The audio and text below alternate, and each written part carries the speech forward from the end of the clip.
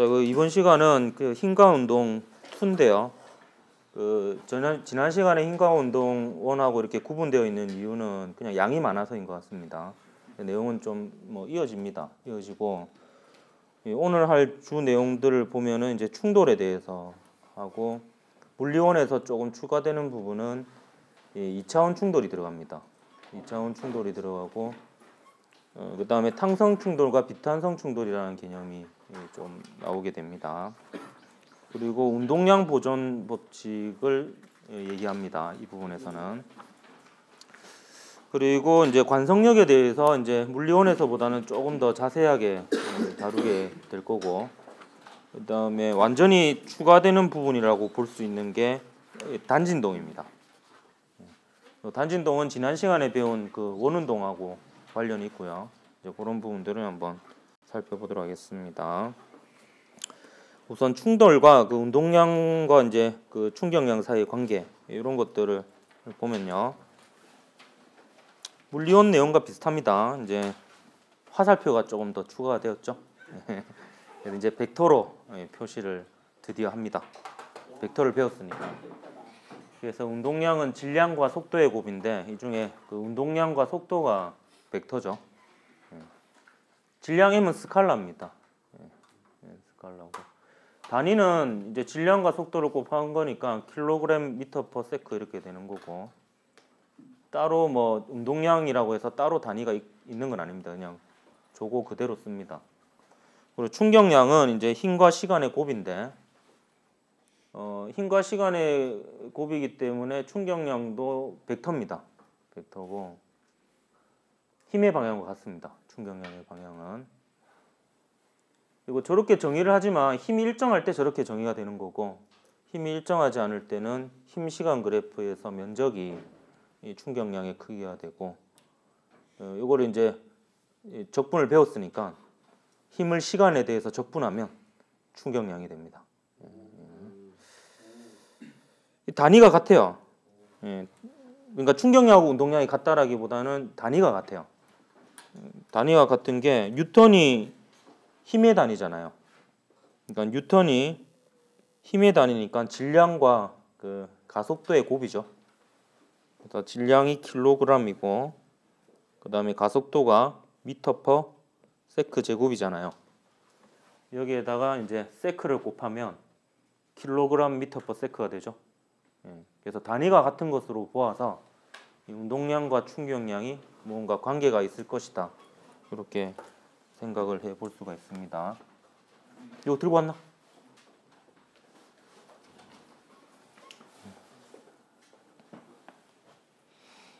그 충격량과 운동량 사이의 관계식은 역시 뉴턴의 제2법칙으로부터 나옵니다. 그래서 뉴턴의 제2법칙을 보면 F 이퀄 ma죠. 여기서 이제 가속도 a는 시간분의 속도의 변화가 됩니다. 속도의 변화가 되고, 여기에다가 이제 질량을 이렇게 탁탁 곱해주면 mv 빼기 mv0 이렇게 되죠. 이런 이제 mv가 그리고 운동량이에요. 이렇게 정의를 하는 거죠. 그래서 최종적으로 요 힘이라는 게 이렇게 써집니다. 시간분의 운동량의 변화량 이렇게 써지고, 그래서 운동량 시간 그래프에서 기울기가 힘이다 이렇게 볼 수도 있겠고요. 원래 오리지널 뉴턴의 제2법칙이 힘은 시간분의 운동량의 변화량이다. 이 식이 원래 오리지널 버전이고, 그 고등학교 물리에서는 물리2에서도요. 질량이 변하는 경우는 다루지 않기 때문에 질량은 상수로 둡니다. 그래서 이제 질량이 변하지 않을 때에 뉴턴의 제2법칙으로 여러분이 배웁니다. 그래서 이제 F 이퀄 ma인 거고요. 여기에 양변에 이제 시간을 곱해주면 이 충격량과 운동량 사이의 관계식이 되는 겁니다. 식이 이제 예의상 적어줍시다.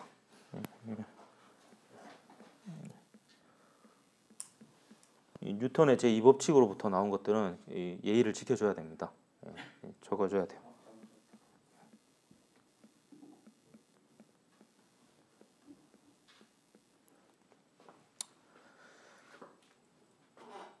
시간이 없기 때문에 빈칸은 최소화하고 있습니다.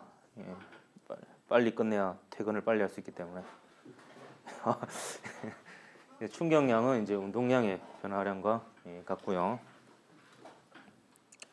이 충격량은 힘이 일정할 때는 저렇게 쓸 수 있지만 힘이 일정하지 않을 때는 FT 그래프에서 면적이 됩니다. 그래서 이 두 가지 충돌에 대한 힘 시간 그래프를 분석해 보면 만약에 이 아래쪽 면적이 같다라고 하면 이 두 충돌은 충격량은 같은 겁니다. 크기가. 근데 이 힘이 일정하지 않더라도 그 힘과 시간의 곱으로 충격량이 표현이 되거든요. 그러면 그 힘은 평균 힘의 의미를 가지게 됩니다. 그래서 이 충돌 1과 충돌 2의 이 충격량은 지금 같은 상황인데요. 면적은 같기 때문에. 근데 충돌 시간을 비교해 보면 T1하고 T2를 비교해 보면 T2가 더 길죠. 예, 그렇기 때문에 평균 힘은 이 F1이 더 크다 이렇게 볼 수 있습니다. FT가 똑같으니까요. 그래서 이런 식으로의 분석이 가능합니다. 충돌에서. 그래서 충격량이라는 개념을 쓰는 이유는 충돌에서 이제 충격량 개념을 쓰는데 이 충돌은 아주 짧은 시간에 힘의 변화가 매우 급격히 일어납니다. 그래서 그 충돌 시간이라는 것 자체도 측정하기가 어렵고 이제 힘 자체도 측정하기가 어렵죠. 하지만 충돌 전과 충돌 후의 질량과 속도는 쉽게 구할 수 있습니다. 그래서 이 충격량과 운동량의 변화량이 같다라는 이 식을 보면은 충돌 과정에서 이제 요 녀석들은 측정하기 어렵지만 요 녀석들은 측정하기 쉬운 값들이 되거든요. 그래서 측정하기 어려운 값들을 한쪽에 몰 수가 있죠. 그러면 이제 충돌 과정을 분석하는데 좀 용이한 점이 있습니다. 그래서 이제 이런 개념을 쓰기도 합니다. 충격량과 운동량.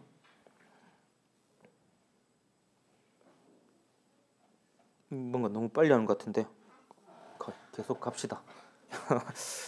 운동량 보존 법칙은 벌써 충격량과 운동량의 관계는 끝났고요. 이 운동량 보존 법칙에 대해서 얘기를 하겠습니다. 여러분이 크게 이제 보존 법칙이라고 하면 여러분이 배우는 것들을 보면 이제 질량 보존의 법칙 배우죠. 에너지 보존 법칙, 그리고 이제 운동량 보존 법칙, 전하량 보존 법칙, 이런 것들이 있습니다. 근데 이 운동량 보존 법칙은 뉴턴의 제3법칙으로부터 나오는 결과입니다. 이 상황을 먼저 설명을 하죠. 충돌 전에 요 A는 질량 M인 A는 V1의 속도로 이렇게 움직이고 있고 요 B는 V2의 속도로 움직이고 있습니다. B의 질량은 M2고요. 충돌을 해요. 충돌을 하면 A는 왼쪽으로 힘을 받겠죠. B는 오른쪽으로 힘을 받을 겁니다. 근데 요 두 힘은 작용 반작용 관계에 있는 힘이죠. F1은 B가 A를 미는 힘이고 F2는 A가 B를 미는 힘입니다. 그래서 F1과 F2는 크기가 같고 방향이 반대입니다. 이건 항상 성립하죠. 근데 이 관계로부터 이 운동량 보존 법칙이 성립하거든요. 그때 운동량 보존 법칙은요 항상 성립합니다. 언제? 충돌 직전과 충돌 직후에. 그러니까 충돌 직전과 충돌 직후는요 무조건 운동량 보존이 성립합니다. 근데 충돌 직후에 이제 마찰이 작용한다. 그러면 운동량이 줄어들잖아. 그럼 그 이후에는 바뀔 수가 있어요. 운동량이 줄어들거나 할 수 있어요. 근데 충돌 직전과 직후만큼은 무조건 보존됩니다. 그리고 충돌 후에 A의 속도를 V1' 그리고 B의 속도를 V2'이라고 두겠습니다. 그럼 출발은 충돌하는 순간에 A와 B가 받는 힘이 크기가 같고 방향이 반대이다로부터 출발합니다. 그래서 제3법칙인 F1하고 F2가 크기가 같고 방향이 반대이다라는 것부터 시작이 됩니다. 그럼 이 충돌이 델타 T라는 아주 짧은 시간 동안에 일어났다라고 가정을 하는 겁니다. 가정을 하면 요 F는 뭐 사실 이게 엄밀히 따지면은 조금 문제가 있을 수는 있는데 대략 얼버무리고 넘어가겠습니다. 그래서 이게 아주 짧은 시간 동안에 A의 속도는 V1에서 V1 프라임으로 바뀌고요. 처음 속도, 나중 속도죠. 그리고 B의 속도는 V2에서 V2 프라임으로 바뀝니다. 그러면 A의 가속도는 델타 T분의 V1 프라임 빼기 V1 이렇게 되겠고요. 그 다음에 B의 가속도는 델타 T분의 V2 프라임 빼기 V2가 됩니다. 그래서 이게 M1A1이고 이게 M2A2가 되겠지. 결국에 요게 F1이고 요게 F2입니다. 그래서 F1은 마이너스 F2가 되죠. F2가. 그럼 여기서 충돌은 같이 충돌하는 거니까 델타 T는 당연히 같은 거죠. 그래서 델타 T1, 델타 T2라고 딱히 두지 않았어요. 왜냐하면 A는 B하고 0.1초 만에 충돌하고 B는 A하고 0.19초 만에 충돌하고 이렇게 안 되잖아요. 충돌 시간은 같을 수밖에 없습니다. 동시에 충돌하니까. 이렇게 하고 이제 정리를 하는 겁니다. 그래서 프라임이 붙은 거는 한쪽으로 몰고 또 프라임이 붙지 않는 처음 속도가 들어가 있는 것들은 또 한쪽으로 몰고 이러면 운동량 보존 법칙이 나옵니다. 예의상 적어줍시다. 뉴턴의 법칙으로부터 나온 거니까. 그래서 식이 이렇게 되겠습니다. M1V1 A의 처음 운동량 더하기 M2V2 B의 처음 운동량을 합친 것은 충돌 직후에 A의 운동량 그리고 충돌 직후에 B의 운동량 요 합이 보존된다라는 것이 운동량 보존 법칙입니다. 그래서 이 운동량 보존 법칙은 충돌 직전과 직후로만 놓고 보면 무조건 성립하게 되어 있습니다. 작용 반작용이기 때문에.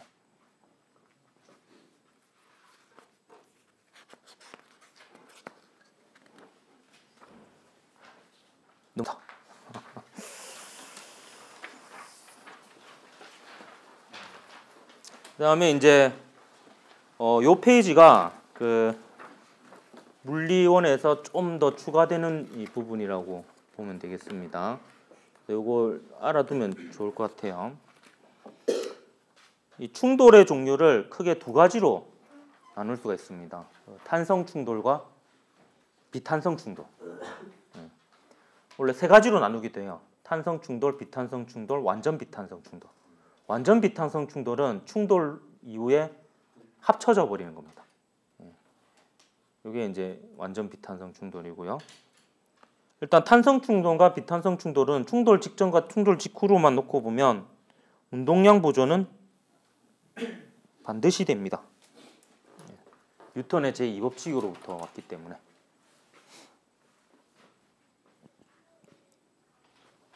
근데 차이점은 탄성 충돌은 충돌 직전과 충돌 직후에 역학적 에너지도 보존됩니다. 근데 충돌 직전과 충돌 직후를 놓고 보면 높이가 변하겠어, 안 변하겠어? 안 변할 거 아니야. 그러니까 뭐 포텐셜 에너지는 당연히 같겠지. 중력 포텐셜 에너지는. 그렇기 때문에 운동 에너지만 보면 됩니다. 그래서 탄성 충돌은 운동 에너지도 보존이 됩니다. 충돌 직전과 직후에. 하지만 비탄성 충돌은 역학적 에너지를 잃는 충돌입니다. 그래서 비탄성 충돌은 충돌 직전과 충돌 이후에 그 운동 에너지 보존이 되지 않습니다. 그래서 에너지 보존을 쓰면 틀립니다. 비탄성 충돌에서는. 비탄성 충돌 중에서 가장 에너지를 많이 잃는 충돌이 완전 비탄성 충돌이에요. 합쳐져 버리는 거. 여기에 이제 에너지를 잃는 비율이 가장 큽니다. 그래서 탄성 충돌 같은 경우에는 운동량 보존 법칙과 운동 에너지 보존 법칙을 쓸 수가 있고 그 두 식을 연립해서 문제를 풉니다. 근데 그 결과로 결과를 알 수 있는 게 그 결과 이제 반발 계수라는 값이 있는데 이 반발 계수가 탄성 충돌의 경우에는 1이 됩니다. 근데 이제 비탄성 충돌인 경우에는 이게 1보다 작은 값이 되고 완전 비탄성 충돌인 경우에는 얘가 0이 됩니다. 근데 이 반발 계수의 뜻은 뭐냐? 충돌 전 속도차분의 충돌 후 속도차입니다. 이걸 다른 말로 표현하면 충돌 전에는 충돌하려면 가까워져야 될 거 아니에요. 그러니까 접근하는 속도가 됩니다. 저 파란색 부분은. 충돌 전 접근하는 속도분의 충돌 후 멀어지는 속도입니다. 그렇기 때문에 이게 계산을 해보면요. 얘가 플러스 값이 되려면 처음에는 예를 들어서 A가 B를 따라잡는다 치면 A의 속도가 크잖아요. 근데 충돌 후에는 B의 속도가 더 커질 거 아니에요. 그러니까 이제 빼주는 순서가 반대여야 됩니다. 그래서 충돌 전에서는 1에서 2를 뺐다면 충돌 후에는 2에서 1을 빼야 돼요. 근데 이거를 순서만 바꿔주면 돼요. 왜냐하면 내가 잘못 빼가지고 분모가 마이너스가 되면 분자도 마이너스가 되게 돼 있어. 그렇기 때문에 그냥 순서만 바꿔주면 됩니다. 빼는 순서만. 그러니까 충돌 전에는 A에서 B의 속도를 뺐다면 충돌 후에는 B에서 A의 속도를 빼면 돼요. 이걸 거꾸로 해도 되고. 그러면 이제 이게 반발 계수가 됩니다. 그래서 요거 심심하면은 유도해 보세요. 그래서 운동량 보존 법칙하고 운동에너지 보존 법칙을 쓴 다음에 그걸 연립하면요. 요 결과가 나옵니다. 요게 1이라는 결과가. 근데 저 밑에 결과는 어떻게 해서 나오느냐? 충돌 전 운동에너지가 충돌 후 운동에너지보다 크다라고 하면 밑에 결과가 나와요. 그래서 요거 한번 해보세요. 제가 제 기억에 대학교 역학 시간에 시험 문제로 나온 적이 있어요. 어떻게 나왔냐? 탄성 충돌 문제였는데 반발 계수라는 개념을 쓰지 말고 문제를 풀어봐라 이렇게 했어요. 생각보다 많이 힘든 문제였어요. 한번 해보지 않으면 이게 그렇게 쉽지 않아요. 그래서 보통 이제 반발 계수로 풀면 쉽거든요. 문제가 풀이 과정이. 근데 정석대로 운동량 보존하고 운동에너지 보존을 해서 연립해서 풀면 생각보다 그냥 좀 계산 과정 자체가 좀 복잡해요. 그래서 이제 반발 계수를 쓰는 거예요. 결과를 놓고 이제 그냥. 그래서 여러분 이렇게 기억하면 돼요. 탄성 충돌은 충돌 전 다가오는 속도와 충돌 후 멀어지는 속도가 같다 이렇게 보면 됩니다. 근데 비탄성 충돌은 충돌 전에 다가오는 속도보다 충돌 후에 멀어지는 속도가 더 느려집니다. 그러면서 운동에너지가 줄어들어요. 완전 비탄성 충돌은 아예 멀어지는 속도가 없죠. 그러면 이제 운동에너지의 줄어드는 비율이 제일 큽니다. 그래서 뭐 요 정도 하고요. 시간이 남으면은 이제 좀 유도 과정을 좀 보여주려고 했는데 넘어가겠습니다. 관심 있는 사람은 해서 가져와봐. 맞는지는 봐줄게. 그 다음에 이제 2에서 조금 확장되는 부분이 있어요. 운동량과 관련해서 어떤 부분이 확장되냐면 그 1에서는 1차원 충돌만 다룹니다. 그래서 이제 직선상의 충돌만 다뤄요. 그러니까 충돌 후에도 직선 운동이에요. 그 원래 충돌 전에 방향하고 같은 방향으로. 근데 이제 평면상의 충돌이 실질적으로 더 많죠. 그래서 이제 이게 추가가 됩니다. 근데 이것도 그렇게 어려운 내용은 아니에요. 그 포물선 운동에 썼던 방법하고 똑같은 방법을 쓰면 됩니다. 축을 나눕니다. 축을 나눠서 X축하고 Y축으로 난 다음에 X축끼리 운동량 보존되고 Y축끼리 운동량 보존되기 때문에 각각 따로 운동량 보존을 쓰면 됩니다. 그리고 이제 문제들이 다 그런 식이에요. X축의 운동량 보존식 쓰고 Y축의 운동량 보존식 써서 연립해서 푸는 문제입니다. 그 포물선이랑 되게 비슷하죠. 포물선도 X축은 등속 직선 운동, Y축은 등가속도 직선 운동 해가지고 식 세워가지고 두 개 이제 연립해서 푸는 거였잖아. 평면상의 충돌도 마찬가지입니다. 자, 일단 상황은 이렇습니다. 요 A가 질량이 m1이고 처음 충돌 전 속도가 v1이에요. 오른쪽으로. B는 그나마 좀 이제 단순하게 만든 겁니다. B는 질량이 m1이고 정지해 있었습니다. 정지해 있었고 얘가 충돌을 해요. 보통 이제 당구공과 당구공의 충돌로 많이 비유를 하죠. 충돌을 해서 이제 A는 X축과 세타1의 각도로 이렇게 이루면서 V1 프라임의 속도로 충돌 후에 진행을 하고요.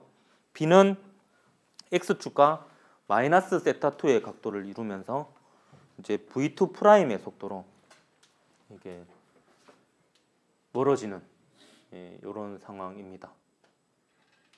이제 이걸 이제 운동량 보존 법칙을 써서 풀 수가 있는 거예요. 그럼 X축끼리는 X축끼리 운동량 보존이 되고 Y축은 Y축끼리 운동량 보존이 되고 뭐 이렇게 됩니다. 그래서 최종적인 결과적으로 보면 벡터적으로 이렇게 해석을 할 수도 있습니다. 근데 펜이 어디 갔노? 아, 여기 있네.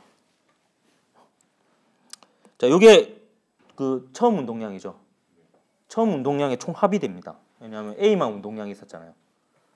요게 A의 나중 운동량이고 요게 B의 나중 운동량이에요.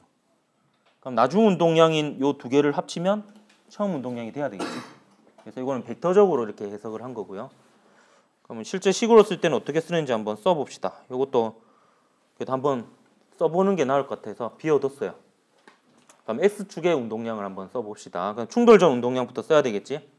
그럼 충돌 전 A의 운동량은 그냥 M1의 V1이겠지.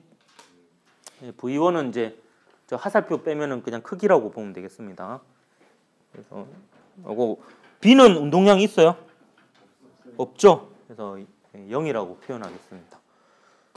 저는 처음에 연습할 때는요 이걸 좀 권장합니다. 그 운동량이 0이라고 해도 0을 좀 표시해 주면 좋을 것 같아요.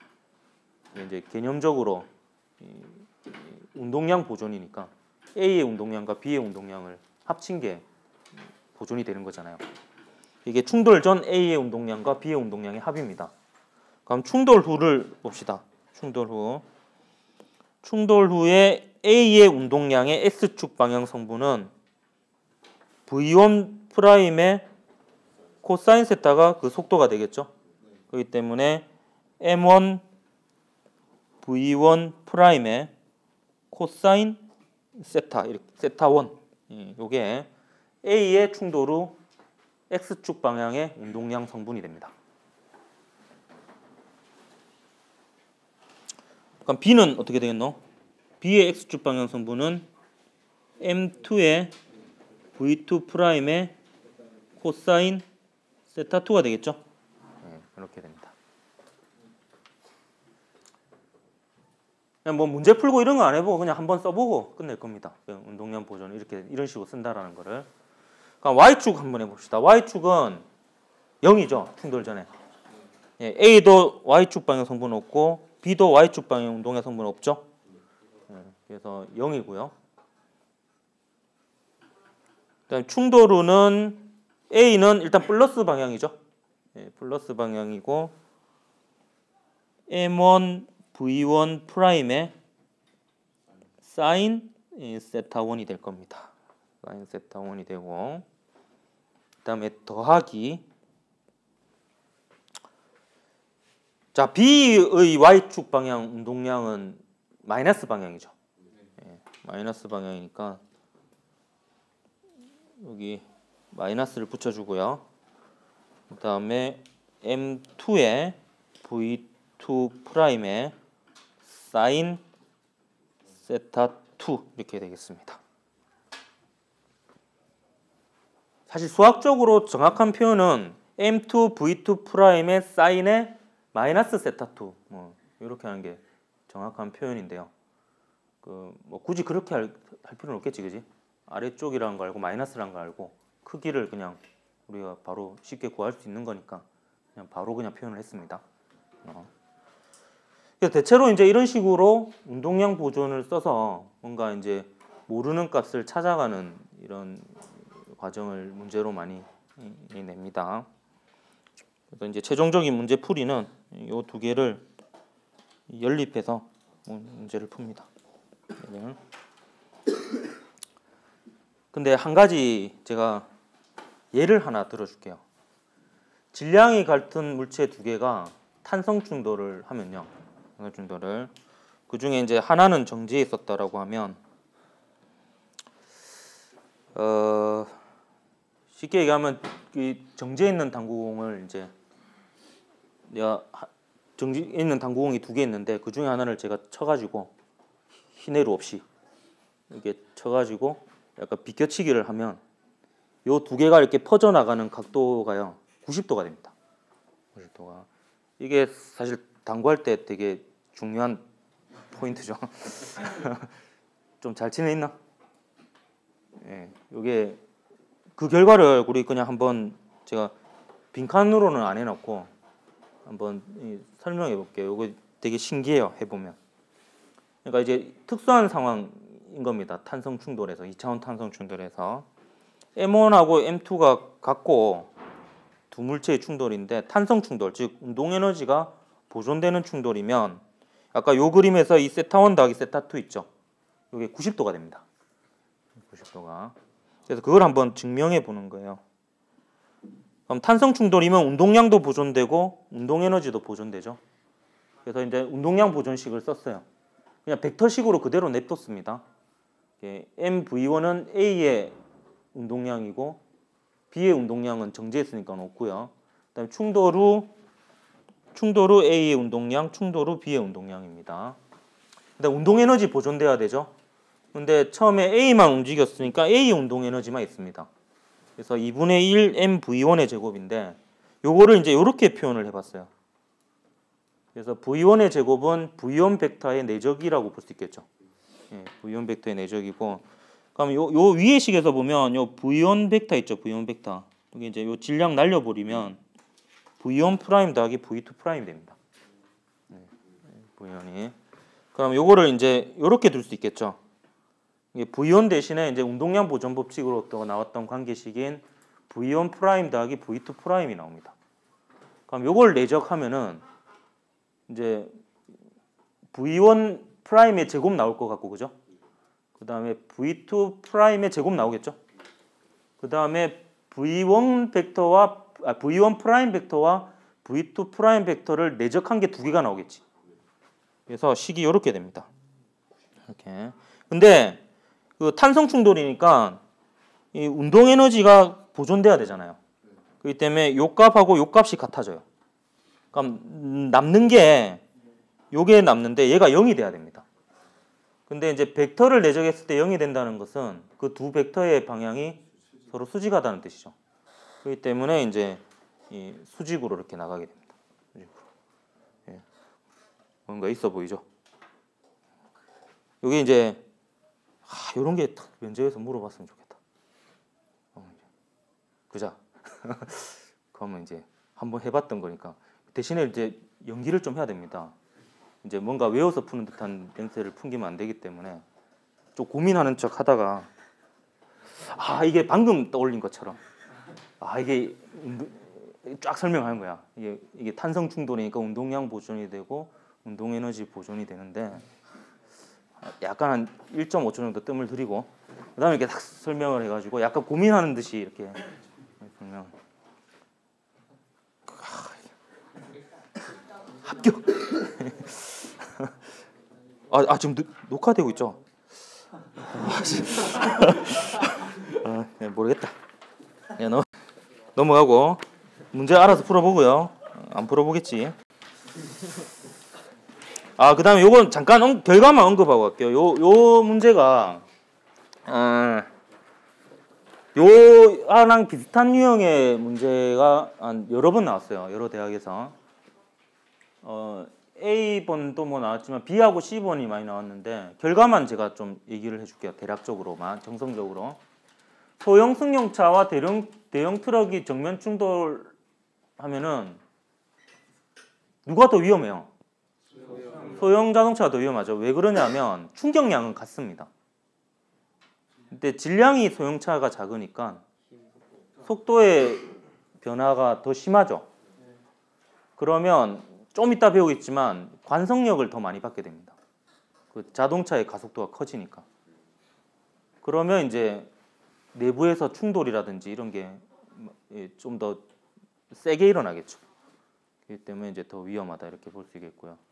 일단 B를 보면요, 야구공을 일직선상으로 던져가지고 정지해 있는 볼링공과 탄성 충돌시키고요.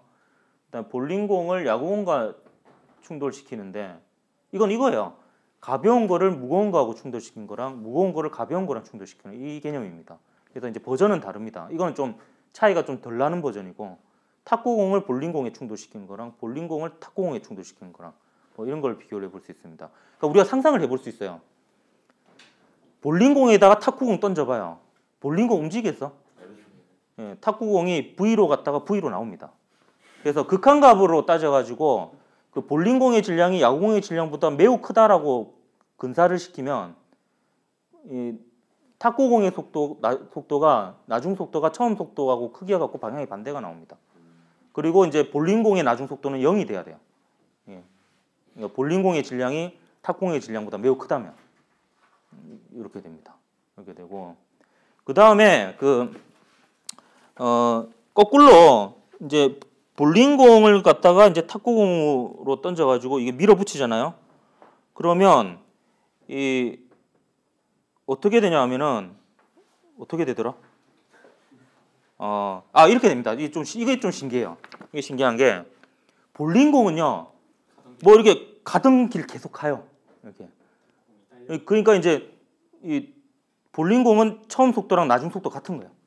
근사를 하면. 근데 이게 신기한 게 탁구공이 좀 신기한 결과가 나옵니다.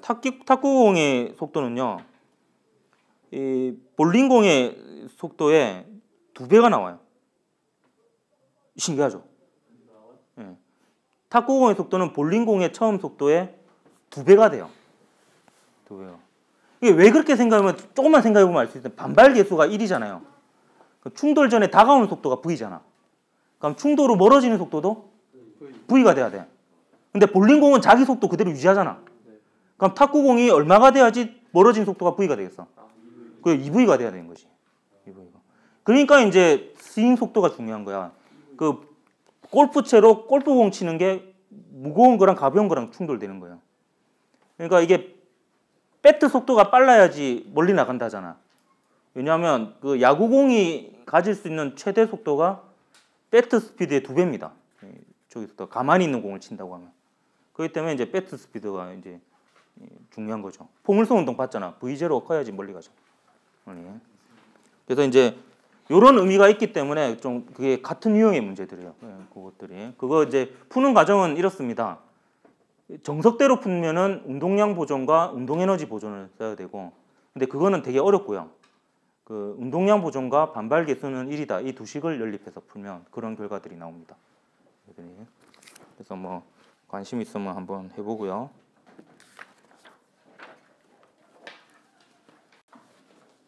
자, 요거 관성력까지 하고 쉽시다. 예, 그래서 그러면 쉬었다가 그거 진동만 하면 되거든요. 단진동. 뭔가 단진동만 하면 되면은 되게 빨리 끝날 것 같지? 과연 그럴까? 일단 관성력까지 합시다. 관성력도 그 물리원에 나오죠. 그 일반 상대성 이론할 때 그 관성에 의한 효과와 중력에 의한 효과가 구분되지 않는다가 등가 원리였죠. 등가 원리. 그거랑 뭐 연결됩니다. 연결되고. 그래서 관성력이요, 그 뉴턴의 고전역학에 의하면 반작용력이 없는 가짜 힘입니다. 그래서 이제 관성력이 이제 가짜 힘인 이유가 그 짝이 없어요. 반작용력을 찾을 수가 없습니다. 그래서 이제 그럼 의미가 없냐? 근데 일반 상대성 이론에서는 아주 큰 의미가 있죠. 중력하고 구분이 안 되는 힘이죠. 그래서 어찌 보면 중력도 가짜 힘이 아닌가 이런 생각도 들 때가 있어요. 근데 이제 그거는 지금 농담이고요. 그거는 중력 가짜 힘 아닙니다. 예, 가짜 힘 아니고.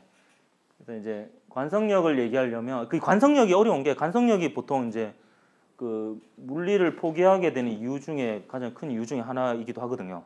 예, 관성력이 되게 어렵죠. 예, 꼬아버리면.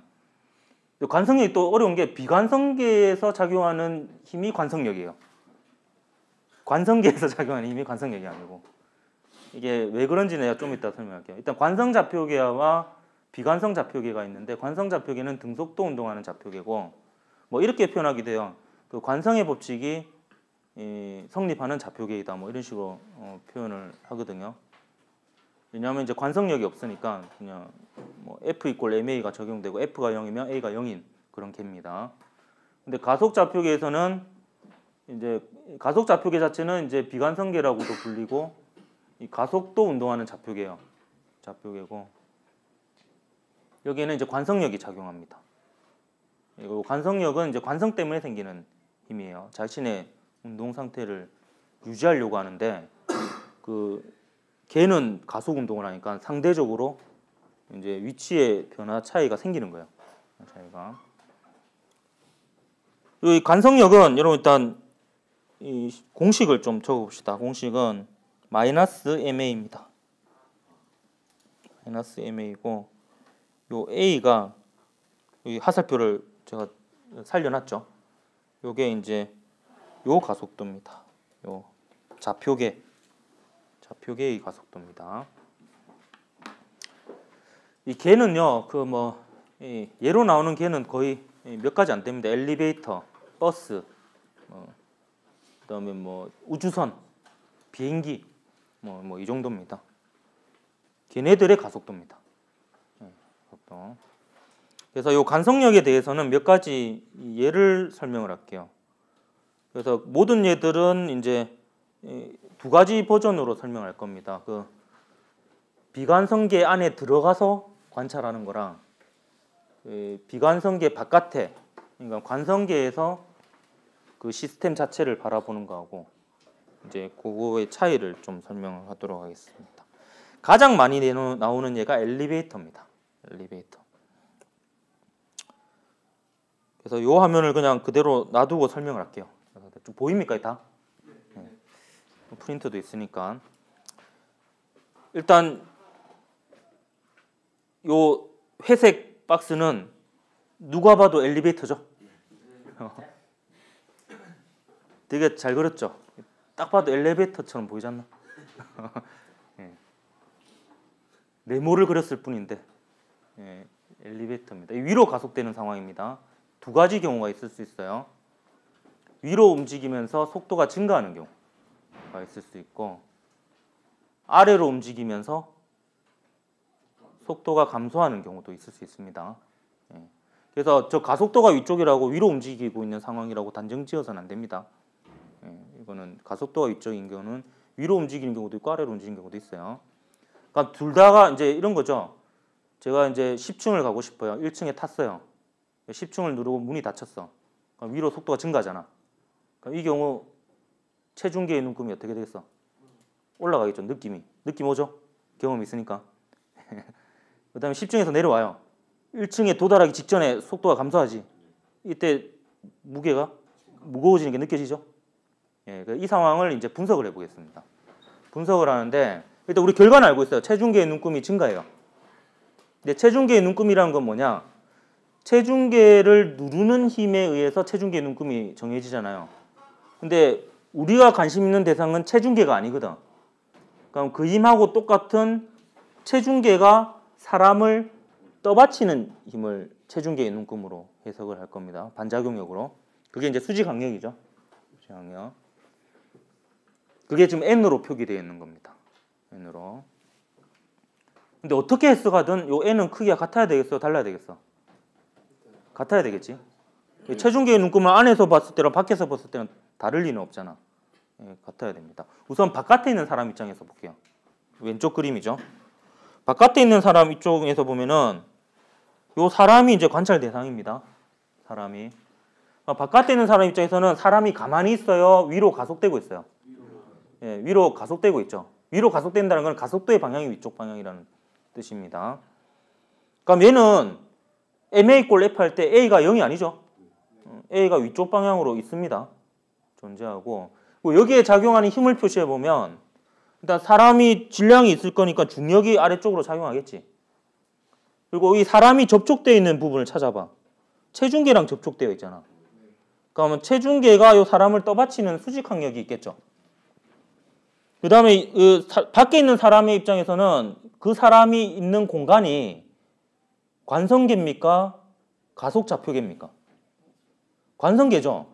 사람이 있는 곳이 가속되고 있는 게 아니잖아. 엘리베이터가 가속이 되고 있는 거잖아. 그러면 관성력이 있는 거야 없는 거야? 없습니다. 그렇기 때문에 이 힘이 끝이에요. 그래서 MA 꼴 M 빼기 MG가 됩니다.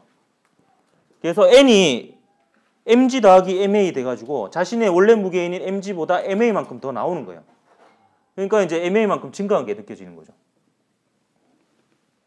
그렇게 되는 거고.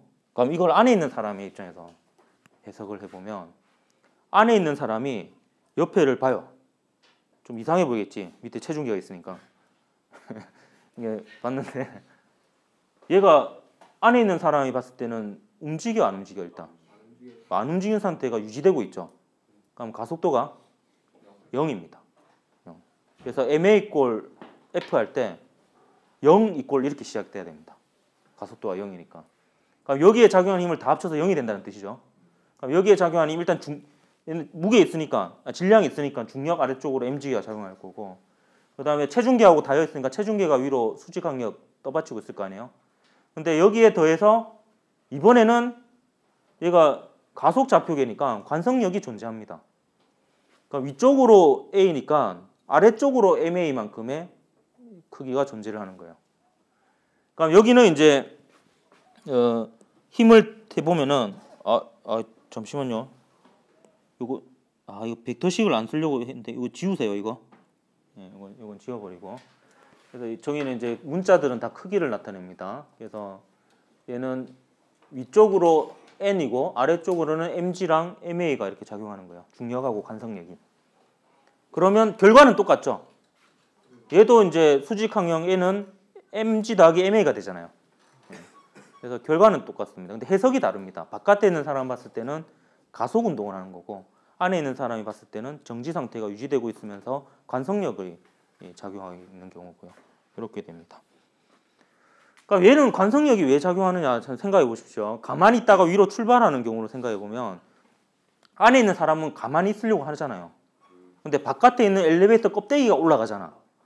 그러니까 상대적으로 이게 압축이 되겠죠. 압축이 되면서 수직 항력이 증가하겠지. 그래서 이게 사람이 계속 자기신의 운동 상태인 정지 상태를 유지하려는 관성 때문에 겉보기로 느끼는 가짜 힘인 관성력인 거예요. 이렇게 됩니다. 버스입니다. 버스 손잡이도 마찬가지입니다. 얘가 손잡이가 이제 버스가 앞으로 가속되는 경우, 그러니까 급출발을 하거나, 그죠? 그 다음에 이제 얘는 거꾸로 가면 안 되겠네요. 이거는 급출발하는 경우만 생각해 봅시다. 이건 이 뒤로 가면서 속도가 줄어드는 경우도 있을 수 있는데, 그거는 좀 이 문제가 되니까 급출발하는 경우 생각해 보면 이제 손잡이가 저런 식으로 되죠. 그리고 이제 급출발해서 그 가속도를 계속 유지하고 있는 상황을 생각해 봅시다. 등가속도 직선 운동을 합니다. 그러면 바깥에 있는 사람의 입장에서는 손잡이가 정지해 있는 거예요? 가속 운동하는 거예요? 가속 운동하는 거죠. 그냥 안에 있는 사람 입장에서는 이렇게 생각하는 거예요. 요 장력하고 중력이 합쳐져서 요 ML이라는 합력이 생겨가지고 얘가 앞쪽으로 가속이 된다 이렇게 생각합니다. 이 손잡이를. 근데 안에 있는 사람 입장에서는 손잡이가 정지해 있잖아요. 근데 어떻게 정지할 수 있느냐? 장력하고 중력하고 그다음에 관성력 요 세 힘이 평형을 이루고 있기 때문에 정지해 있다 이렇게 해석을 하는 겁니다. 그래서 이런 차이점이 있습니다. 그 다음에 원심력. 원심력은 이런 겁니다. 지금 요 회색 선은 그 원의 궤도를 나타내는 겁니다. 그러면 이제 요 자동차라고 생각을 하고 자동차가 원 궤도를 따라서 등속 원운동을 합니다. 등속 원운동을 하면 이렇게 되는 거예요. 이 순간을 딱 먼저 초음 상태라고 보면요. 요 상태에서 이제 요 자동차하고 요 안에 있는 공을 생각해 봅시다. 속도가 똑같죠? 앞쪽이잖아요. 근데 얘가 이제 자동차가 결국에 뭐 마찰에 의해서 이제 이쪽으로 힘을 받아가지고 회전 꺾여요. 이렇게 꺾이는데 요 안에 있는 공이 그 힘을 받아요? 안 받죠? 요 안에 있는 공은 그냥 원래 자신의 속도를 유지하려고 합니다. 그래서 얘는 여기로 가는 거예요. 얘는 여기로 가는데 요 자동차가 여기로 가버리는 거죠. 그럼 상대적으로 안에서 봤을 때는 공이 이쪽으로 밀려난 거잖아요. 마치 그 원심과 반대 방향으로 구심과 반대 방향으로 힘을 받아서 밀려난 것처럼 느끼게 되겠죠.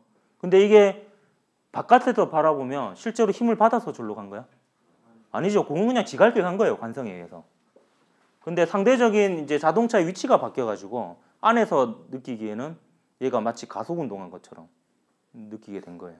예. 그래서 이게 이제 원심력이에요. 그래서 원심력이 가짜 힘이라는 거예요. 관성력. 예. 실제로 힘을 받았다기보다는 그냥 지 갈 길 가려고 한 거예요. 그다음 코리올리 힘. 지구학 시간에 배웁니까? 북반구에서는 오른쪽으로 휘죠. 시계 방향으로. 남반구에서는 시계 반대 방향으로 휘고. 맞나요? 이게 왜 그렇게 되냐면 이렇게 되는 겁니다. 지구가 구면이잖아요. 사실 이게 아주 정확한 설명 아니에요. 이게 좀 설명을 못하는 부분이 있어요. 근데 이제 대략은 맞는 설명입니다. 여기서 내가 로켓을 쏴요.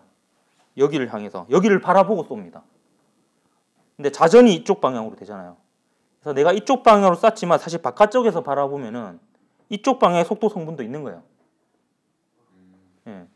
근데 그러면 실제로는 이렇게 날아갑니다. 이렇게 수직 방향과 수평 방향 성분에 따라 가지고. 근데 여기서의 자전 속도와 여기에서의 자전 속도가 다릅니다. 왜냐하면 반경이 다르니까.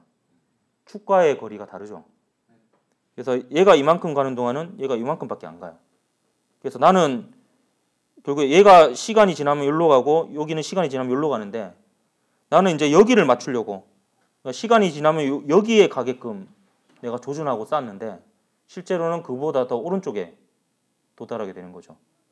그러면 지구 안에 있는 사람의 입장에서 보면 원래 조준했던 위치보다 오른쪽으로 가니까 이렇게 휘는 것처럼 보이는 거예요. 그래서 이게 이제 마치 전향력, 이걸 코리올리 힘이라고 하는데 이런 가상의 힘을 받아서 휘는 것처럼 생각을 할 수 있는 겁니다. 지구 안에서는. 그럼 남반구는 반대인 이유가 남반구는 여기서 쏜다라고 생각해 보세요. 그럼 여기는 초기 속도 성분이 여기서 땅이 움직이는 속도보다 느리잖아요. 그렇기 때문에 여기를 조준하고 쏘면은 이렇게 가가지고 원래 조준했던 것보다 왼쪽에 도달하게 되는 거예요. 그렇기 때문에 여기서 쏘면은 이렇게 돌아갑니다. 그래서 요 힘이요. 근데 그거는 잘못됐어요. 이게 수돗물이 이제 그 하수구에 돌아갈 때 이제 북반구는 시계 방향으로 돌아가고 반대 이건 실제로 해보면 시계 방향으로 돌아가고 시계 반대 방향으로 돌아갑니다. 왜냐하면 전향력이 그리 크지 않아요. 이게 질량이 작은 경우에는. 근데 규모가 큰 태풍의 경우에는 이게 영향을 좀 받습니다. 그래서 태풍은 이제 북반구에서 만들어졌느냐 남반구에서 만들어졌느냐에 따라서 회전 방향이 좀 다를 수 있는데 하수구는 그거보다는 이제 초기 조건이 더 크기 때문에 다 돌아갑니다. 이렇게.